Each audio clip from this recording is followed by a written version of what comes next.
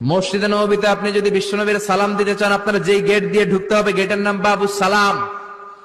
বাবুস সালাম দিয়ে যদি আপনি ঢুকেন, বিশ্বনবীর সালাম দিতে পারবেন। ওইটাই হলো মসজিদে নববীর প্রথম কাতার। লাইনে দাঁড়ালাম, ঢুকলাম। ভাগ্য ভালো, এমন একটা জায়গা পেয়েছি লেখা মাকান তাহাজ্জুদি রাসূলিল্লাহ, মানে এই জায়গায় রাসূল তাহাজ্জুদের নামাজ পড়তেন। আল্লাহর শুকরিয়া আদায় করে 2 রাকাত সালাত পড়ে আবার প্রথম কাতারে ঢুকে গেলাম। এবার বিশ্বনবীর সালাম দেওয়ার পালা।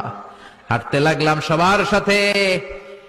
রাউদাতুম মিন রিয়াদিল জান্নার পরে ছোট্ট একটা জায়গা, এই জায়গায় সাইয়েদনা ঈসা আলাইহিস সালাম দুনিয়াতে আসার পরে, দাজ্জালকে হত্যা করার পরে 40 বছর দুনিয়াতে থাকার পর যখন ইন্তেকাল করবেন, বিশ্বনবীর বাম হাতের এই পাশের জায়গাটাতে ওনার সেখানে কবর দেয়া হবে। সুবহানাল্লাহ, ছোট্ট একটু জায়গা, কবর দেয়া হবে সেখানে।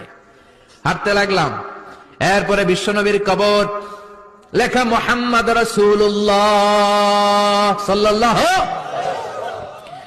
যেই নবীর কথা ছোটবেলা থেকে এতদিন পড়লাম, যেই নবীর হাদিসগুলো শিখলাম, যেই নবীর জন্য আমরা দেহের তাজা রক্তটুকু বিলিয়ে দিতে পারি কি পারি না, ওই নবী নাকি এই জায়গায় শোয়া। কোন উম্মত এই কথাটা চিন্তা করে ধৈর্য ধারণ করতে পারে?